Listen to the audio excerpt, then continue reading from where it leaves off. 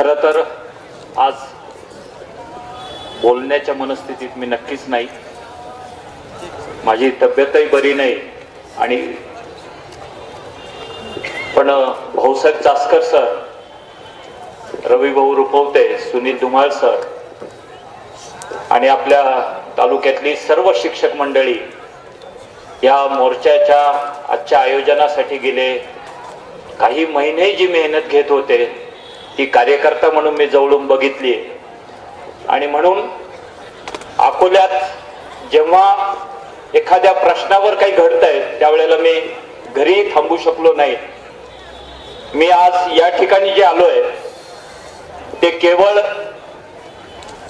हा एक ऐतिहासिक क्षण आहे आणि त्या क्षणाचंही साक्षीदार व्हावं असं मला वाटलं. आणि म्हणून आमदार साहेब, डॉक्टर तांबे साहेब, डॉक्टर अजितजी नवले आणि सर्व सहकारी मित्रांच्या विनंतीवरनं मी या ठिकाणी आज उपस्थित राहिलो.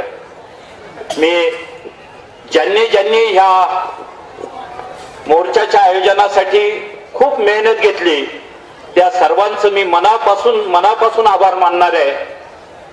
पण मी त्यांना एक विनंती करणार आहे. आपली लढाई खूप लांबची आहे. ही केवळ सागरभाऊ मागाशी म्हणाले की सगळ्या वक्त्यांनी ह्या मुख्य आजच्या 3 मागण्यांबद्दलच बोलावं आणि तेही त्यांचं म्हणणं अगदी योग्य आहे. बाकी विषय आपण इतर वेळेला बोलतच असतो आणि बोलतही राहू.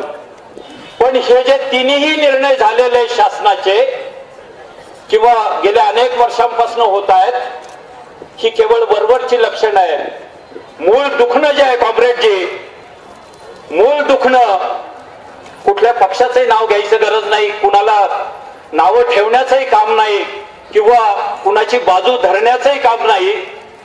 दुर्दैवानं या देशामध्ये शिक्षण हा कुणाच्याच अजिंठ्यावरचा विषय नाही आणि म्हणून आज ही दुरावस्था आमची झालेली आहे. कुणाच्याच अजिंठ्यावरचा विषय नाही. कुणी किती गप्पा मारू द्यात, उठता बसता फुले शाहू आंबेडकरांचा जपमाळ करू द्यात, पण ज्या वेळेला शिक्षणाचा विषय येतो, अर्थसंकल्पामध्ये शिक्षणासाठी तरतूद करण्याचा प्रश्न येतो, त्यावेळेला सगळ्यांचेच हात आखडलेले असतात. बरोबर आहे ना धुमाळ सर? मी काही चुकत असेल तर आपण सगळ्यांनी मला दुरुस्त करा, कारण तुम्ही सर्वजण शिक्षण चळवळीमध्ये वर्षानुवर्ष काम करणारी मंडळी आहात.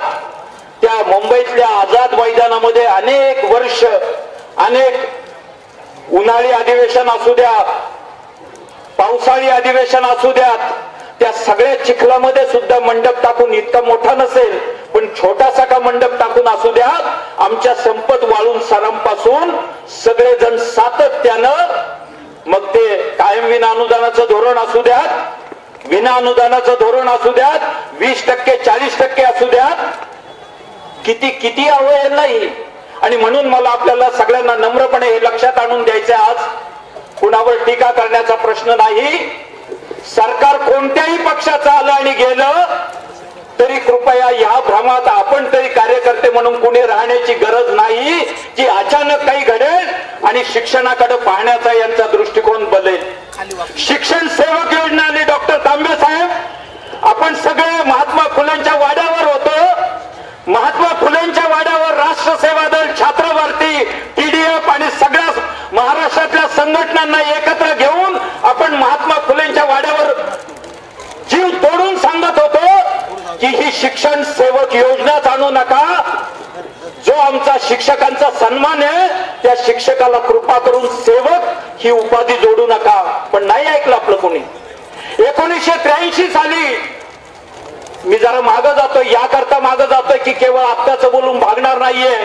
1983 साली माननीय मुख्यमंत्री वसंतदादा पाटलांनी ज्या वेळेला महाराष्ट्रामध्ये विना अनुदानाचं धोरण आणलं आणि गावागावामध्ये कारण नसताना, आज आपण म्हणतोय ना की एका गावात एकच शाळा आणि तिच्या पुरते विद्यार्थी असताना एका गावात 10 शाळांना का परवानगी देताय? त्यावेळेला 10 किलोमीटरवर 4 engineering college, 4 medical college, 4 DED college, 4 BED कॉलेजची खरंच गरज होती का?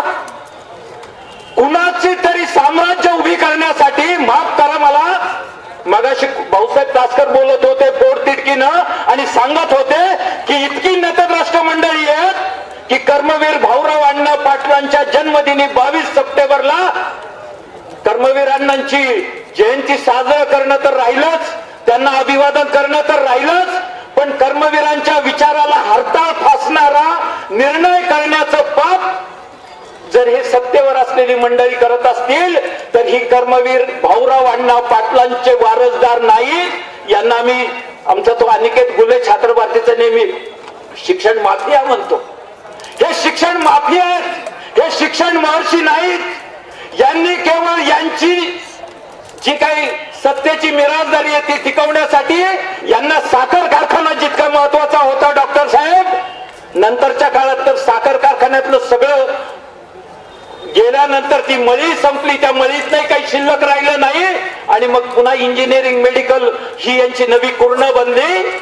आपण मला माफ करा पण स्पष्ट बोलणं ही गरज असते आणि म्हणून आज जे गरिबांचं शिक्षण धोक्यात आलंय याला केवळ आज सत्तेवर बसलेले आहेत असं मानणं हे चुकीचं ठरेल. याला हे तितकेच सगळे जबाबदार आहेत. डॉक्टर साहेब फार वेळ मी घेणार नाही, दोनच गोष्टी सांगून थांबणार आहे. पण होतंय काय, डॉक्टर अजितजी नवले शेतकऱ्यांसाठी लॉंग मार्च काढतात, बरोबर आहे ना. जे संघटित आहेत त्यांच्या दुखण्याकडे सगळ्यांचंच लक्ष जातं, पण आमचा हा शिक्षण क्षेत्र असा घटक आहे कायम विना अनुदानामध्येही त्याच्यातही वर्गवारी 20% वाले वेगळे, 40% वाले वेगळे, वस्ती शाळेवाले वेगळे, अंगणवाडीवाले वेगळे, पुक्टोवाले वेगळे, बरोबर आहे ना. आणि मग कधीच आम्ही एकमेकाच्या हातात हात घेतले नाहीत. आम्ही लढत राहिलो आमच्या फक्त शिक्षकांच्या प्रश्नासाठी. मला त्याच्याबद्दल अजिबात वाईट वाटत नाही, लढलंच पाहिजे. सन्मान प्रत्येकाला असला पाहिजे. कलेक्टरला जो सन्मान मिळतो तो शाळेतल्या शिक्षकाला मिळाला पाहिजे, हीच आमची चळवळीची भूमिका आहे. पण शिक्षकांच्या सन्मानासाठी लढत असताना सगळ्यात आधी गरिबांचं शिक्षण वाचवण्यासाठी आता लढण्याची वेळ आलेली आहे. गरिबांची एसटी आज राहिली नाही. तुम्ही असं म्हणाल की एसटीचा आणि आमचा काय संबंध, पण गरिबांची गावातली एसटी वाचली नाही ना तर तुमच्या शाळेपर्यंत पोरं येणार नाहीत हो. म्हणून गरिबांची एसटी वाचली पाहिजे, गरिबांचा सरकारी दवाखाना वाचला पाहिजे, गरिबांची झेडपीची शाळा वाचली पाहिजे. आणि हे जर वाचवायचं असेल तर या पुढच्या कालावधीत सर्व शिक्षक, विद्यार्थी, पालक आणि आमच्यासारखे ज्यांना ज्यांना सोबत यावंसं वाटतं ते राजकीय सर्व सामाजिक जीवनातले कार्यकर्ते यांनी एकत्र येऊन ही लढाई केली पाहिजे. मी भाऊसाहेब तासकरांना एवढीच विनंती करून आज थांबणार आहे. भाऊसाहेबजी, रवी रुपवतेजी, सुनील धुमाळजी, तुम्ही सर्वांनी पुढाकार घेतलात आणि अकोले तालुक्याचं हे वैशिष्ट्य आहे की एखादा विषय हातात घेतला तर तो केवळ एका मोर्चापुरता सोडून आपण थांबत नाही. आपल्याला त्याची निर्णायक लढाई लढावी लागेल.